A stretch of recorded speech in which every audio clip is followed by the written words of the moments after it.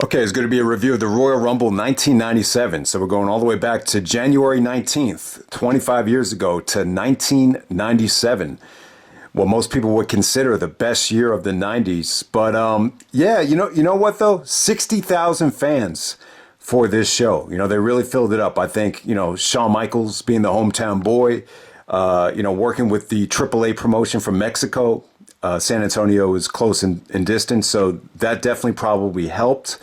But at the same time, like the overall feeling that I get from this show is that, yeah, they were able to draw 60,000, but you hear about the ticket prices, and it just seems like from a financial standpoint, it wasn't like an overwhelming success. Initially, in terms of the pay-per-view buy rate, there was this general consensus that it did much better than WrestleMania 13.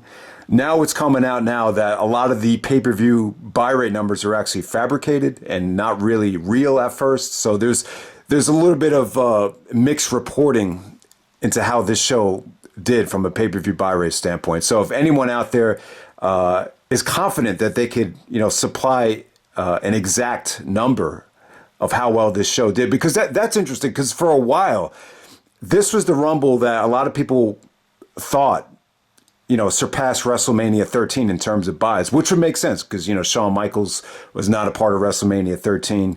You had a clear defined main event going into Royal Rumble. Plus you have the actual Royal Rumble match, which always does good. So it seemed believable at the time, but now it seems like that number is kind of up in the air. So, but let's get right down to it. First match of the night, we got Hunter Hearst Helmsley, Triple H, coming out there with his manager, Mr. Hughes, to defend the Intercontinental Championship.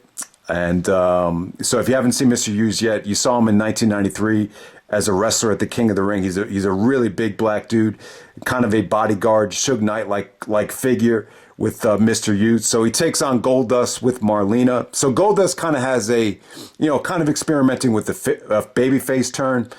Jerry Lawler was insinuating that he, aren't you a queer? And then Goldust was like, no. Then he shoved him. So that was kind of the, Goldust babyface turn as he was feuding with Triple H here. So this really, the overall, I would say the bright spot of this thing is it really set up Chyna's entrance into WWF quite well. When you first saw Chyna, she put on that bear hug to Marlena, and the rest was history. So more than anything, I think this feud accomplished just getting Chyna's foot in the door and, just making her look like a beast. But yeah, Triple H and Goldust, I thought this was good, not great. I mean, they opened up the show. They got, a lot of time. They got about 17 minutes out there. So, I just expected this to be a little bit better. There was just too much crap going on the outside with the steel steps, with the interference. Then they cut away to Todd Pettengill in the crowd with a country singer. So I thought that took away from the match. But yeah, Triple H was, he was good here. I thought him and Goldust wrestled a solid match. Triple H was actually somewhat stalking Marlena. But, the Chyna's debut kind of put an end, to that storyline right there.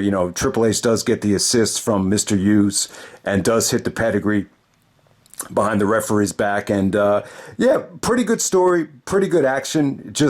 I just think when you consider how good both guys are, I think it could have been a little bit better. Let's move on to the next match. We got Ahmed Johnson taking on Farooq. So Farooq is out there with the whole Nation of Domination, and, yeah, this whole storyline right here, you kind of get the feeling that it's very Malcolm X inspired. Malcolm X at one point was part of the, Nation of Islam. And then, Malcolm went through some changes, and a lot of people felt like he turned his back on the nation. So you had that. It was kind of like a black versus black type of feud. Maybe they were going for that. Farooq actually called Ahmed an Uncle Tom. So maybe that's the story they were going for here. So this is all about building up Ahmed and Farooq to WrestleMania. However they had their match, I think it was more of a faction warfare type of thing. But at this time, Farooq pretty much dominates the match. Ahmed actually hits a electric chair out of nowhere to turn things around, but then it just kind of ends with the Nation just beating up Ahmed, and you get a disqualification. They kind of continued it going into the Royal Rumble as well, where Ahmed basically chases Farooq out of the Rumble. So we'll move on from there. Next up, we got Vader with Paul Bearer taking on The Undertaker. Yeah, good match right here. I would definitely say that Vader and Taker was a breath of fresh air for Taker. This is the one example of a monster with a mask that Taker worked very well with. And in a lot of ways, this is really the first like Undertaker match that really felt like him experimenting with the Japanese style. I know a lot of people, talked about the Shawn and Taker matches, about how it reminded them of some of the All Japan matches from the 90s. But here with Vader, you could definitely see the comparisons. And yeah, not as good as this Canadian Stampede match. The match was definitely good, but not great. But I would say, though, that this really got Taker kind of, experimenting with, more personality, more anger, more frustration. That's pretty much the story it told there. Taker had some crash and burn stuff where he jumped off the steps and tried to splash Vader, but his sternum actually hit the steel guardrail. You have that going on. You have Paul Bearer hit him with the urn. Vader actually pins him with the Vader bomb. So it's kind of weird here. If Taker's going to main event WrestleMania, why are they not protecting Taker at this Royal Rumble? But it's funny because when you look back at Royal Rumble 94, that casket match, Taker was like so overprotected.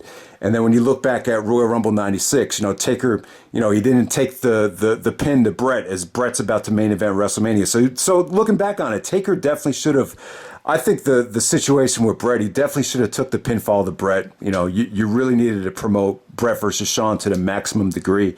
But it's just kind of weird here that this is the Royal Rumble where they have Taker get pinned, and then later on in the night, he's actually eliminated from the Royal Rumble. But yet, this is the WrestleMania that they choose to have a main event. So just kind of weird. But at the time, you just didn't know how things were going to play out. So you understand it. But yeah, Vader and Taker, solid stuff, not great. If you haven't seen it yet, check out their Canadian Stampede match from start to finish. That show and that match is definitely a lot better of a representation of their work. This just had, this just felt a little bit too, storyline booked in terms of it interfering with the actual match. Okay, so next up we have the AAA attraction match. You got Canek, Hector Garza, and Perro Aguayo taking on Fuerza Guerrera, Heavy Metal, and Jerry Estrada. I thought this was okay for the amount of time that it went. I didn't think it was bad. Nowhere near as good as the Michinoku Pro match that would take place in ECW a couple months later. A couple of problems with this match. Vince just felt like he had to just put it on the show just to sell tickets. You could just tell he was not passionate about this. In some ways, he kind of let JR just start telling, kind of do the Mike Tenay thing and tell background stories about their history. I would say this, the younger talent looked good. The older talent just looked like they were kind of past their prime. There was a couple combinations here that really got the ball rolling, but, the ending was kind of flat. And some of the other guys just didn't, some of the older guys just didn't, look up to par. That's how I'll say about that. But yeah, Jim Ross was even saying on the Grilling JR podcast that one of the most difficult matches to actually try to do commentary for is something like this, a match that the majority of the fans just don't give a shit about. In some ways, this is kind of reminiscent of what Ring of Honor did at the Big Bang when, because of negotiations, they were forced to put I believe it was a AAA match in the main event as well. Okay, so next up, we got the Royal Rumble match. We got the Royal Rumble. The winner earns a title shot at WrestleMania 13, one of the most controversial Royal Rumbles ever. Okay, so yeah, you know what? Sometimes, guys, like when reviewing the Rumbles is kind of tough because you got to like pick and choose, like who should we talk about, who shouldn't we talk about, what names are worth, leaving out, what names are worth really going into depth for. So let's start it out here. All right, so bottom line is this is Stone Cold Steve Austin's first Royal Rumble victory. I would definitely say this is Austin's best performance at a Rumble. I think that's the best way to put it. Someone just said on a podcast that a combination of merging the Diesel dominance with the Flair, Flair's endurance. I think that's a great way to put it. You saw Austin's personality and his character really come out here. And it's funny because I had saw the Royal Rumble 2002 before this Rumble. So a lot of the stuff that Austin did in 2002, it was kind of him, trying to replicate this match. So a lot of the push-ups, the looking at the watch, a lot of the mannerisms that Austin was doing from a character standpoint, he did in this match. It was more of a heel. Austin was playing here. Oh yeah, Austin was still full blown heel, but he definitely dominated the match. It was just funny, man. You saw him go at it with, Jake the Snake. They rekindled their feud from King of the Ring. You saw him actually go at it with Savio Vega. So Austin just clearing the ring and really just showcasing how cocky and talented he was. It was definitely good stuff. All right, so one of the most controversial things. So Mil Mascaras, obviously, is a legend from Mexico. He was really picky about doing jobs, so he did not want to get eliminated. So he just eliminated himself by doing a high spot. The story they told was that he really didn't understand the rules because the language barrier, so that's how he got eliminated. But yeah, you saw a lot of the AAA guys. To be honest with you, none of the performances really stuck out. They really didn't. This Royal Rumble, though, I'll tell you, it's got a lot of star power. A lot of these guys would just go on to become legends. From Triple H to Owen Hart. The first time you saw The Rock in a Royal Rumble is Rocky Maivia. The same time you saw Mankind in the Royal Rumble. So, the funny thing is, Mankind actually does eliminate The Rock. You saw Terry Funk in the Royal Rumble here. Terry Funk was huge in Texas. That might be an easy sell to get a couple extra 1,000 tickets sold. So that was definitely a good decision. Undertaker and Vader actually ended this thing. So yeah, in terms of star power, maybe not at the time, but in retrospect, the Royal Rumble definitely does have a lot of legendary star power without a doubt. But I'll tell you, the highlight of the Rumble featured Austin going at it with Brett. So after Austin eliminates Jesse James, he's just kind of waiting for the next guy to come down, and it's actually Brett. Austin does this, paranoid facial expression that, you would never see Austin do that facial expression as a babyface, but as a heel, you could definitely get away with it. But I'll tell you, when Brett came out and was exchanging punches with Austin, I got goosebumps, man. I mean, that's the best I've seen Brett ever look in terms of executing a punch. In some ways, I think Brett got better in '97. In terms of, that's when he started locking on the figure four around the ring post. I just thought the punches and just a little bit of the execution just got better. Even though you could argue, obviously at 40 years old in '97, he's not quite as athletic as he was back in '92. But in some ways, I just think the '97 version of Brett was just great. So yeah, so Austin and Brett pretty much last until the end. You actually have the fake Diesel.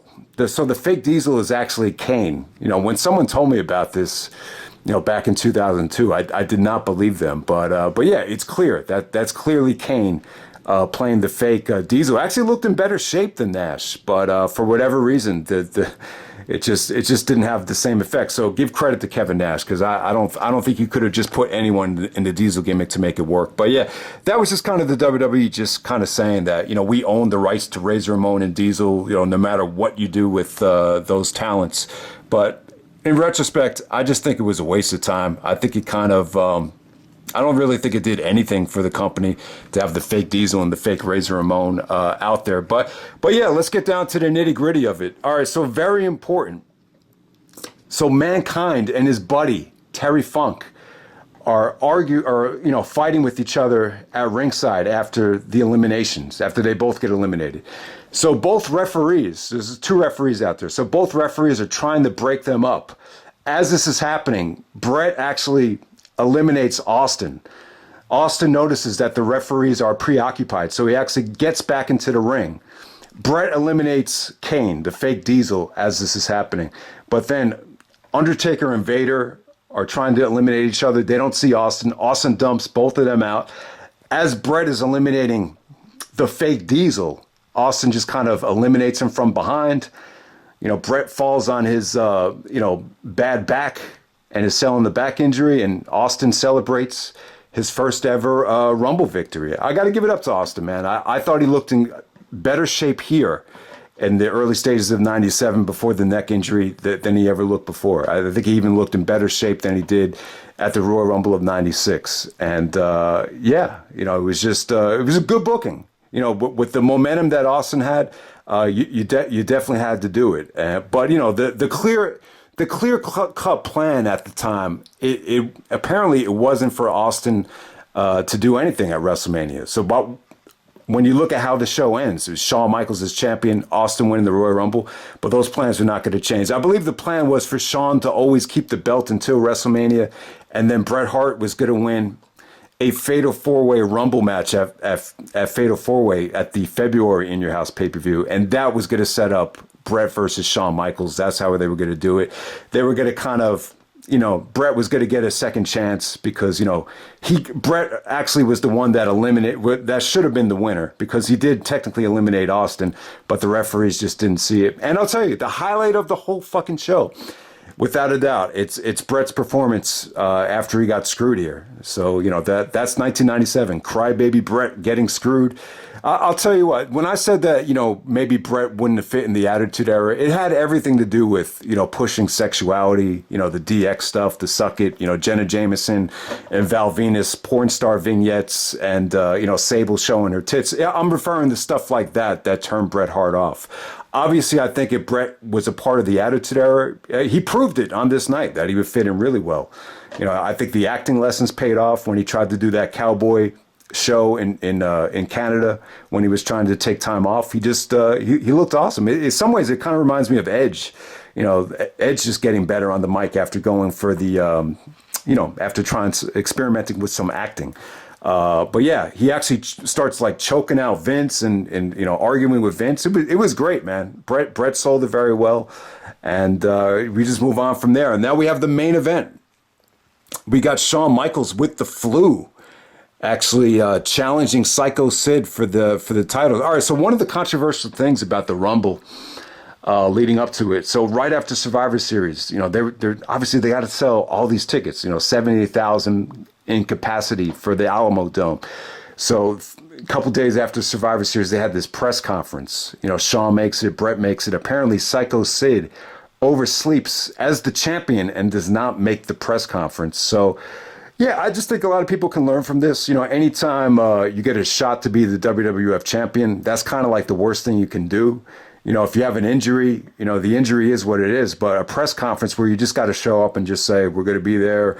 Come watch us. You don't have to see any. You don't even have to cut a promo. You just have to, say something, and you don't show up for it. They're going to use that as a strike against you. But Sid kind of had this attitude, like I don't know. That's just kind of one of the things that came with Sid. Like he really just, I don't think his heart was really ever in it because he had such an amazing look. He kind of knew he was always going to get work, at least in WCW or WWF. Maybe that's why he was never consistently with one promotion. But yeah, the Sid and Shawn match here. Yeah, a lot of people kind of feel like this is one of Shawn Michaels' worst pay-per-view matches in a long time.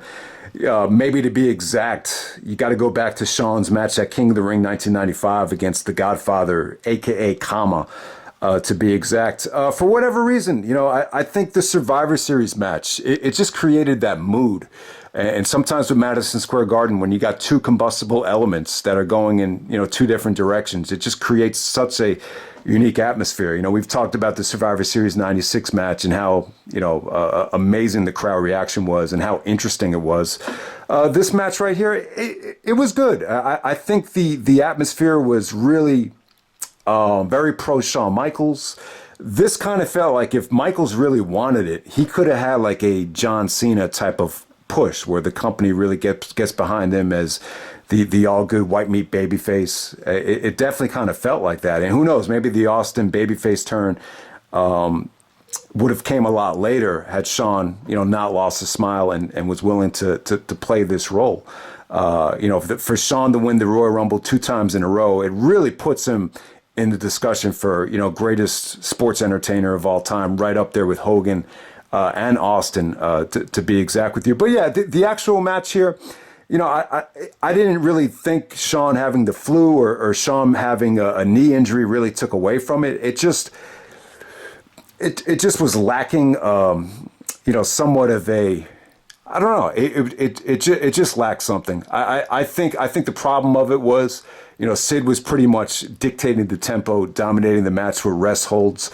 There really wasn't a lot that Shawn Michaels could have done to make it any better. Shawn said on numerous occasions that, the hardest guys he ever had to try to carry a match to were a great match to were, Goldberg and Sid. He just found them very difficult to move. So I think that had a lot to do with it. But yeah, the overbooking here was pretty cool. You know, there was definitely a payoff with the camera spot where Shawn actually uses the camera as the referee's distracted with Jose Lothario and his son. And I think Pat Patterson's even out there. There's a whole bunch of shenanigans where Sid's trying to attack, Jose and his son. And Shawn actually does take the camera, uses it as a weapon. I thought there were some nice near falls, though. The camera near fall was good. The kicking out of the choke slam was pretty believable. The fans weren't bad here. I think Shawn was probably the most over guy on the show. But still, it didn't have like that overwhelming, hometown kid type of feel to it. Like a perfect example of that would be the Chris Benoit versus Austin match from Edmonton, where the fans were insane for Benoit. That really wasn't the case here. And I think a lot of it just had to do with the crowd. Sometimes when you try to mic a crowd this big, especially at that time where the company isn't really clicking with the budget to have great production values, maybe that had a lot to do with why the crowd felt a little bit lukewarm throughout this whole show. But I still thought it was good. Shawn actually does hit the super kick. Everybody goes home happy. Even with the flu, Shawn is like hugging everybody in the front row. He gives Vince McMahon a hug. So Brett tries to choke out Vince, and Shawn gives him a hug. So who do you think Vince McMahon is going to side with by the time you get to Survivor Series? He's clearly going to side with Shawn, without a doubt. And it's kind of funny. Brett wanted to stay, and he was forced out. Shawn wanted to leave, and he was forced to stay. So clearly, if Vince was going to pick one, especially at this time, he was going to pick Shawn Michaels. It's kind of like Shaq and Kobe. Who are you going to go with? You're going to go with the younger guy that you could get more years out of. I would kind of use that analogy to this. But yeah, you know what? It's kind of funny, though. And you could definitely, like, watching this match back, you could definitely tell something must have happened in the weeks leading up to the February 13th Raw when Shawn Michaels lost his smile. I mean, something must have happened. I think it was just a combination of things. I don't think Michaels was happy being a babyface in this role. And it's funny, you look back to certain situations where Shawn Michaels had to speak up for Cena after Cena was getting booed out of these press conferences back in 2006. So maybe Shawn just kind of knew like what was ahead in terms of taking on that role as the WWE babyface machine. Diesel had it a year before and wasn't a big fan of it. So I think a lot of it had to do with that. I think his knee was in bad shape. I don't think it was like Derrick Rose in 2012 where the ACL and the meniscus is falling apart. I don't think it was as bad as that. But yeah, it probably needed to be cleaned up with, a couple of minor surgeries. But, we'll never know exactly how bad it was because I thought Shawn actually, you didn't notice anything in terms of Shawn's mobility slowing down here. At this particular time, I thought Shawn looked good. I thought he looked clean. He didn't look like he was on steroids. He didn't look like he was banged up. I thought he looked good. But yeah, I mean, ultimately, I think the plan was to get it back to Brett as a heel, and maybe Shawn just wasn't a big fan of, that being in the cards. But, when you watch the show back, that's definitely the direction they were headed, even though, and it's funny because Austin actually wins the Rumble, but he doesn't get the title shot at WrestleMania. Bret Hart technically does win this Royal Rumble match. He actually does. Bret actually wins the WWF title the next month. And even with those two accomplishments, technically, he still doesn't get to main event WrestleMania. Ultimately, they went with Undertaker versus Sid. And I think that's a bad call. I think that was a bad call. Obviously you understand it looking back on it because of, Shawn, not wrestling at the time. But for Sid to lose the belt at the Rumble and then for Sid to actually go into WrestleMania as champion, I just think that's a tough sell looking back on it, especially with the way they booked Taker here. It probably wasn't the right time to do it if you wanted that huge pay-per-view buy rate. But, it would have been cool to see Shawn and Bret at WrestleMania, but the bottom line is it just wasn't in the cards. So, yeah, Royal Rumble 1997, I thought the show was good. I think the Rumble... I think the Rumble's mediocre. I think Austin's performance was great. I thought Bret's performance was great. But other than that, I just feel like the Rumble was definitely pretty average. I can't say that the booking and the pacing was anything, mind-blowing. I can't say crowd reaction-wise it's not a Royal Rumble that really holds up. You know, the highlight of the Rumble for me were just Bret and Austin just punching each other. I thought that was the highlight of it. But yeah, the Rumble match, the booking of the actual Rumble match, I could see why it could leave people frustrated and angry. But, you know, the booking decision is something that really came into play long term. Long term, it was great for Bret to turn heel. You know, Bret kind of used the angle to turn heel, and it ultimately, Bret ended up being the MVP of the WWF in 1997, which most people would consider the best year of the 90s. So in a lot of ways, the booking decision was a smart one. You can't really argue with it. And, you know, Shawn and Sid, it wasn't as good as the Survivor Series match, but it's kind of bittersweet because, you know, Shawn really, it was nice to see Shawn get the belt back and get you excited for WrestleMania. But, you know, overall, the match just kind of, it just, God, what's the best way to put it? I think Shawn versus Sid from the Rumble, it just feels like, it feels incomplete. It feels like he never really got a payoff, you know, for that great moment that Shawn had. But yeah, that's pretty much it, guy. That's the Royal Rumble 1997, and I'm out. All right.